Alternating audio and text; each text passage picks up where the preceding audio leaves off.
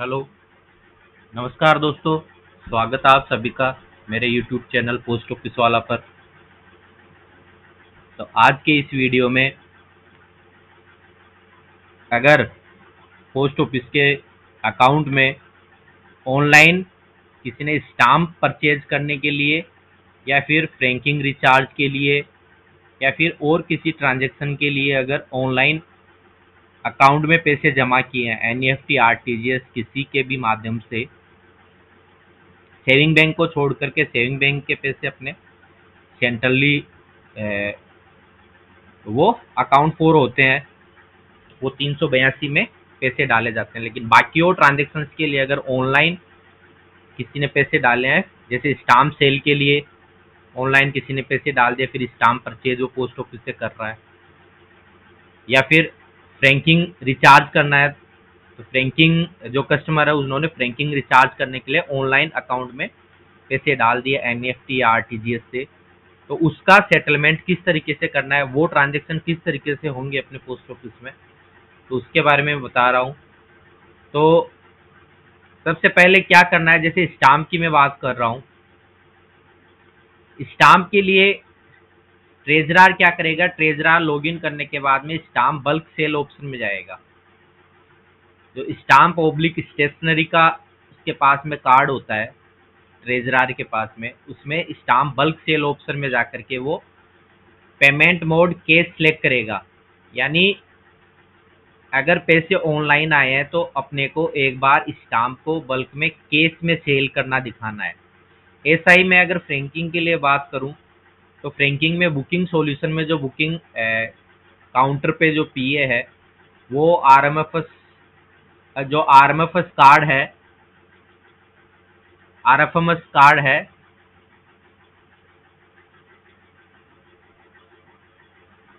जो फ्रैंकिंग वाला कार्ड है आरएमएफएस, वो आरएमएफएस कार्ड में फ्रैंकिंग रिचार्ज केस में करेगा, और फ्रैंकिंग रिचार्ज केस में करने के बाद में जो केस उसका बढ़ेगा वो केस वो ट्रेजरार को ट्रांसफर कर देगा।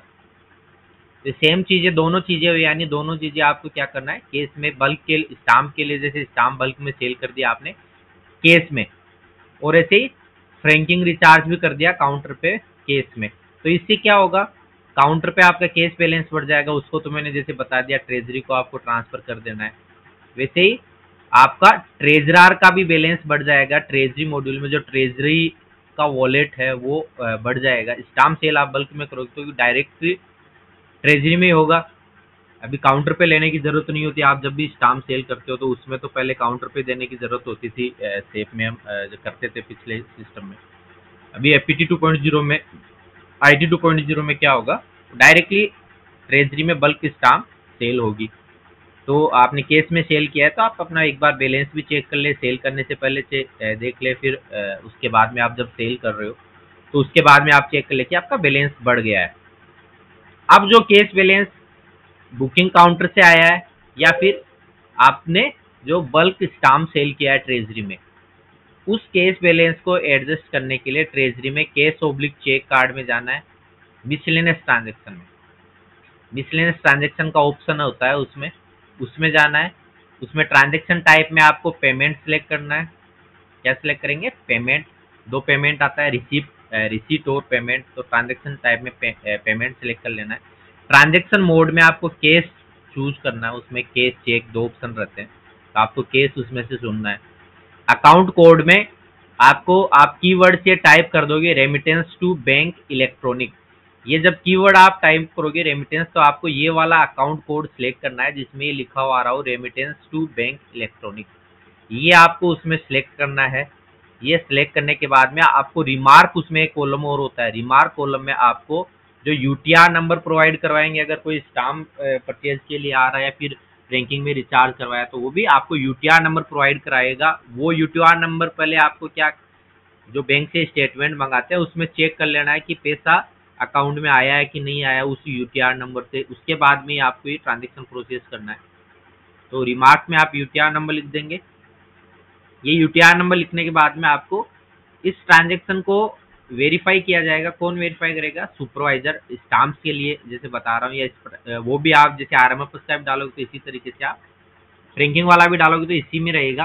तो सुपरवाइजर के द्वारा ट्रेजरी कार्ड में अप्रूवल कार्ड रहता है उनके पास में, एक अप्रूवल नाम से ट्रेजरी सुपरवाइजर के पास में, उसमें मिसलेनियस ट्रांजेक्शन अप्रूवल ऑप्शन में जाकर के ये सुपरवाइजर के द्वारा इसको वेरीफाई किया जाएगा इस ट्रांजेक्शन को, क्योंकि केस का ट्रांजेक्शन है तो अप्रूव हो जाएगा डायरेक्टली। फिर पोस्ट मास्टर के लॉगिन या जिसके पास में बैंक मॉड्यूल का कार्ड है, बैंक मॉड्यूल के पावर दिए हुए यानी बैंक के चेक इश्यू के जिसके रोल दिए हुए हैं जिस भी एम्प्लॉय को, उसमें क्या करना है? बैंक मॉड्यूल में जाना है।